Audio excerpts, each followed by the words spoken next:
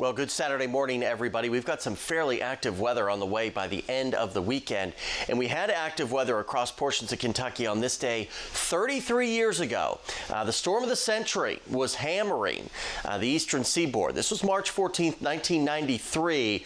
Most locations east of the Mississippi River were impacted by this storm in some way, whether it was severe weather or feet of snow. In fact, eastern Kentucky, you see here, east of I-75, picked up between 10 and 30 inches of snowfall. And yeah, we do have some snow in the forecast for the tri-state and severe weather as we go through the next 72 to 86 hours. And you see that check mark here on Monday. We are technically still in winter, even though we'll be dealing with springtime temperatures today. Winter is not done yet, but a very pleasant day today. No issues if you got outdoor activities or plans. Maybe you're headed up toward Louisville this afternoon for the St. Patrick's Day parade.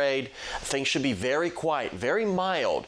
Big spread in temperatures, though, from Evansville down through Murray, Fulton, Fancy Farm, those areas. The closer you are to the boundary, the warmer your temperatures will be today. Flow turns back out of the south tonight and into our Sunday, really starting to warm us up. We're looking at a much warmer and much windier day on Sunday as our next system gets closer. That'll bring us thunderstorms Sunday night. Near 70 in Bowling Green today.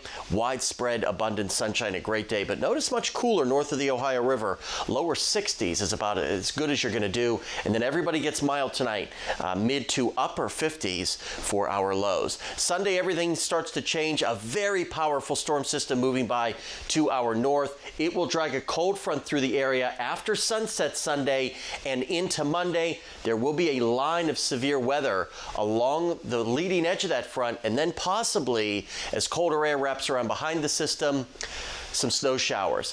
Fairly widespread severe weather looks likely Sunday evening. We have the enhanced risk.